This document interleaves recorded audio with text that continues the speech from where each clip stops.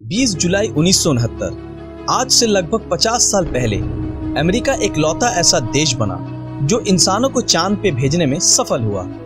इसके पहले बहुत से देश और खुद अमेरिका भी इस काम में नाकामयाब रहे हैं, लेकिन 20 जुलाई 1969 को अमेरिका ने एक ऐसा कारनामा कर दिखाया जो इतिहास के पन्नों में दर्ज हो गया। इस मिशन के टेक्नीशियन लैरी हेग ने अपने इंटरव्यूज में कहा कि आज भी वो पल उनके आंखों के सामने वैसा ही है जैसा 50 साल पहले था।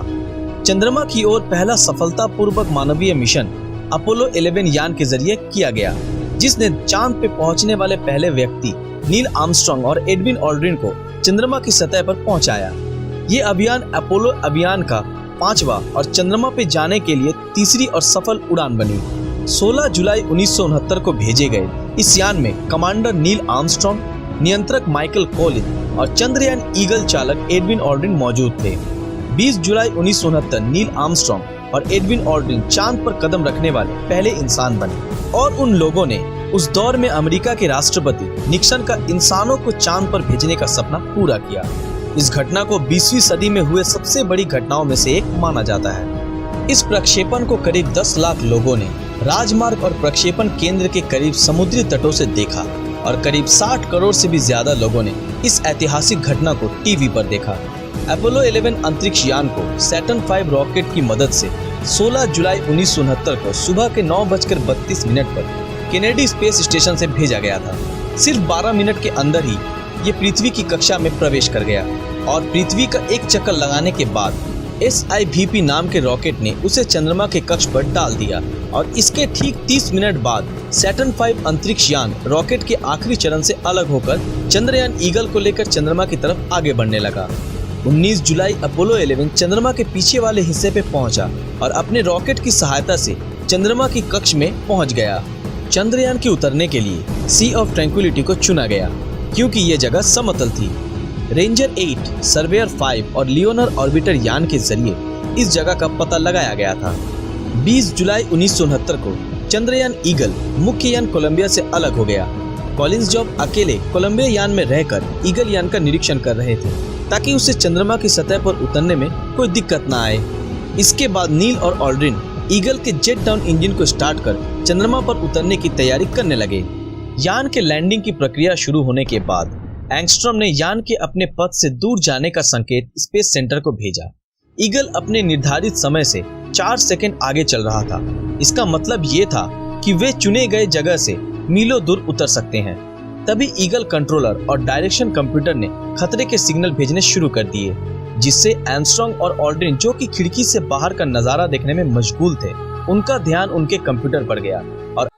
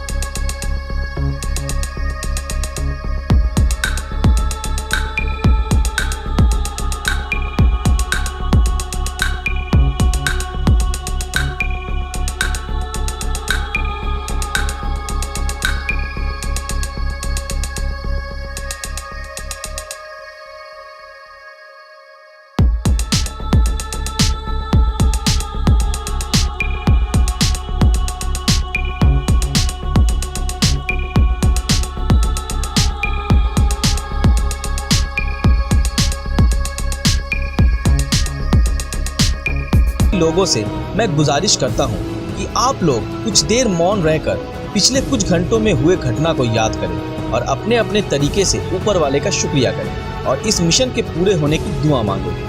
अपोलो 11 के लैंड के 6.5 घंटे बाद 21 जुलाई रात के 2:46 पर नील आर्मस्ट्रांग ने चंद्रमा पे अपना पहला कदम रखा और कहा, इंसान के लिए ये बस एक छोटा सा कदम है, लेकिन इंसानियत के लिए मानो ये एक बहुत बड़ी छलांग है।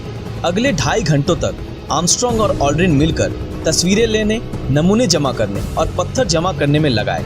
इसके बाद दोनों ने मिलकर early Apollo scientific experiment package की स्थापना की और अमेरिकी झंडा लहराने की तैयारी में जुट गए और इस काम के लिए उन्हें 2 घंटों से भी ज्यादा का समय लगा। इसके बाद तकनीकी बाधाओं और खराब मौसम के बावजूद चांद की सतह से टीवी पर सीधा प्रसारण शुरू हो गया, जो कि ब्लैक एंड व्हाइट था और जिसे लगभग 60 करोड़ से भी ज्यादा लोगों ने देखा।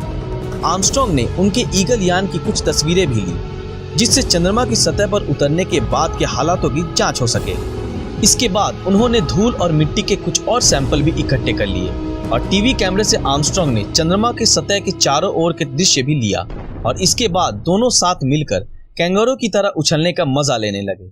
उन्होंने बाद में ये बताया कि वहाँ की मिट्टी काफी फिसलन भरी और एकदम पाउडर की तरह बारीक थी, जिसे उन्हें चलने में काफी दिक्कतें भी आई। उसके बाद दोनों ने मिलकर अमेरिकी झंडा लहराया और अमेरिकी राष्ट्रपति निक्सन से फोन पे बातें की। ऑल्ड्रिन यान में पहले वापस आए। उन लोगों ने बड़ी ही मुश्किल से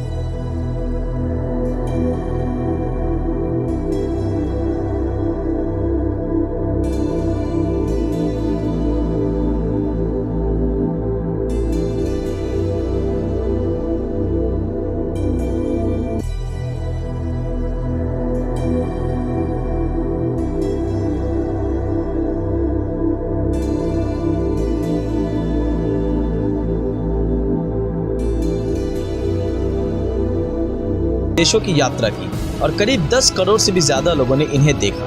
इनका नाम इतिहास के पन्नों पर स्वर्ण अक्षरों में लिखा जाएगा और हम उम्मीद करते हैं कि जब तक ये दुनिया कायम है, इनका ये कारनामा पूरी दुनिया याद रखेगी। आज के लिए बस इतना ही। आज का ये वीडियो आप लोगों को कैसा लगा हमें कमेंट में जरूर बताएं। अगर ये वीडियो आप लोगों को अच्छा लगा तो इस वीडियो को लाइक और अपने दोस्तों के साथ शेयर जरूर करें। अगर आप हमारे चैनल पर नए हैं तो हमारे चैनल को सब्सक्राइब करके बेल आइकन ऑन कर दीजिए। तो मिलते हैं आपके साथ अगले वीडियो में और हमेशा की तरह थैंक्स फॉर वॉचिंग।